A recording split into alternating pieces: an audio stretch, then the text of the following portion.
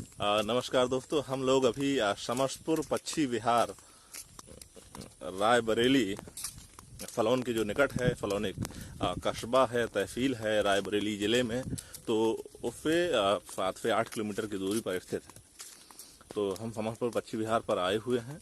यहाँ पर अभी अनुकूल जलवायु न होने के कारण उतने पक्षी तो नहीं हैं, लेकिन फिर भी जितने पक्षियाँ देखते हैं, क्योंकि जब आ ही गए हैं, टिकट कटा ही लिया है, पैसा खर्च कर ही दिया है, तो जो भी होगा देखते हैं। छोटी चिड़ियाँ तो उड़ के थोड़ा दूर निकल गई तो दिखेंगे नहीं। बगुले बैठे हुए हैं, एक बगला वो बैठा हुआ ध्यान लगाकर, ध्यान की चेष्टा में, और पूरा झील दूर तक भरी हुई है।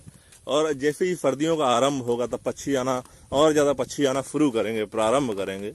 तो ये है एक बगुला, काक चेष्टा बको ध्यानम। ये पूरी सेंचुरी फैली हुई है। सामने ऊंचा कबूतर बैठे हुए हैं। कबूतर जिसको प्रेम पत्र पहुंचाने वाला डाकिया माना जाता है, तो वो मुंडेरों पर, या हाँ मुंडेर ही कहेंगे, मुंडेरों पर कबूतर बैठे हुए हैं। पक्षी तो नहीं दिखे, लेकिन अंदर पशु जरूर हैं। नीलगाय हैं 3, तो वो भागने लगी, 3 तो दिख ही रही थी, तो मुझे देखकर डर गई। मतलब जो कवि का डर है वो बना हुआ है। कवियों का डर नीलगायों को भी लगता है, कहीं ऐसा ना हो कविता सुना दें। ये अमनदीप भी बताते हैं कि जो कवियों का डर है वो पाठकों पर बना रहना चाहिए। नीलगाय हमें देखकर भाग गई, क्योंकि वो जानती हैं कि एक ही कवि प्राण हनन करने के लिए काफी है। लेकिन यहाँ तो 2 कवि हैं, और एक कवि तो पूरा टोपी लगा के, पूरा देखिए पोशाक पहन के निकला हुआ है। तो कवि इस पर क्या कहेंगे? नीलगायों ने अपना पथ क्यों बदल दिया? हालांकि नीलगायों को भय हमसे होना चाहिए, जबकि गिरिरस के कवि और तुमसे श्रृंगार करना चाहिए। तो श्रृंगारिकता में भी मतलब भय, ये तो बिल्कुल अपवाद हुआ ना। यही विरुद्धों का सामंजस्य कह सकते हैं आप। नहीं, बात तो सही है भाई कि मुझसे तो नहीं डरना चाहिए भाई। मैं प्रेम की कविताएं लिखता हूँ, लेकिन तुमसे डर रही हैं तो मतलब इसको हम क्या कहें, क्या माने? पहली बार मतलब अचंभा हुआ, यह आश्चर्य है। दुनिया के अनेकों आश्चर्यों में से एक ये भी आश्चर्य है कि नीलगाय एक प्रेम रस के कवि से डर गए। वृक्षों की कतारें हैं जो बड़ी ही सुंदर लग रही हैं, और इस तरह पूरा मैदानी इलाका है जिनमें कहीं ना कहीं नीलगाय हैं। वैसे है पक्षी अभयारण्य, लेकिन नीलगाय या छोटे जानवर हैं वो भी चले आते हैं, तो वो सब यहाँ वहाँ भटक रहे हैं। पक्षियों की संख्या कम है। ये इस पेड़ में छोटी छोटी चिड़ियाँ हैं, तितलियाँ हैं, गुंजायमान हो रही हैं। उनकी जो आवाज़ है वो सुनने लायक है।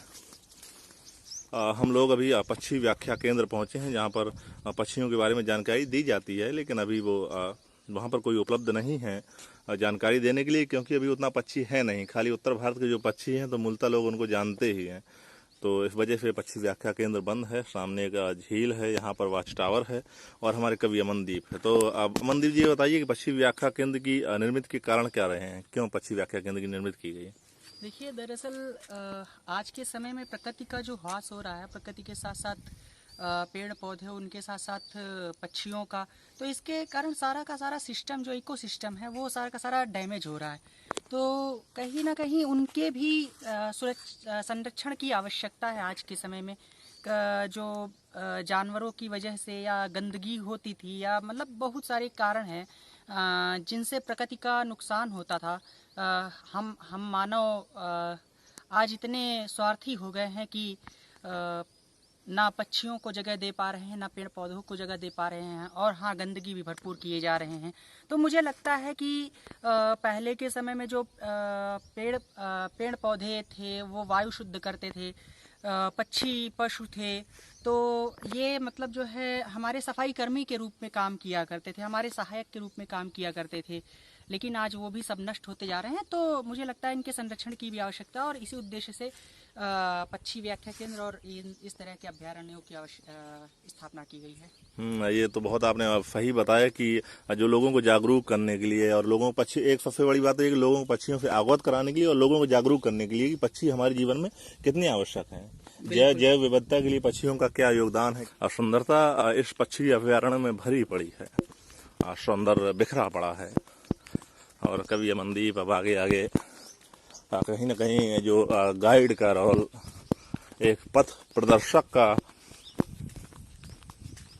किरदार अदा कर रहे हैं और चारों तरफ पक्षियों की पहचान को दर्शाती हुई तख्तियां लगी हैं ताकि लोग पक्षियों को पहचान सकें।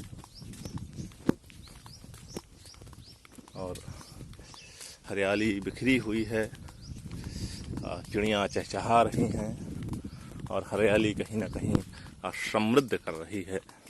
तो पक्षियों का बचाना बहुत अवश्यंभावी हो जाता है और ऐसे पक्षी विहार को देखकर कहीं ना कहीं मन में उत्फुल्लता पैदा होती है कि जिन पक्षियों से कहीं ना कहीं एक प्राकृतिक संतुलन पैदा होता है, उन पक्षियों का रखरखाव, उन पक्षियों का बचाव बहुत ज़्यादा आवश्यक है, बहुत ज़्यादा ज़रूरी है।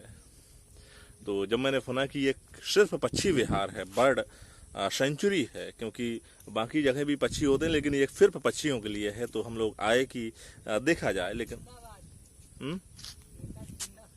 तो अमन नीचे है, वो मेरी जिम्मे मुझे जिंदाबाद कर रहा है क्योंकि मैं उसको यहाँ लेकर आया हूँ। तो अब मैं भी नीचे उतरूंगा और थोड़ा और भी पास में जो भी है, जो भी खरपतवार उगी हुई है या जो भी चीज़ें हैं वो हम लोग देखने की चेष्टा में आगे बढ़ेंगे, देखने की कोशिश करेंगे।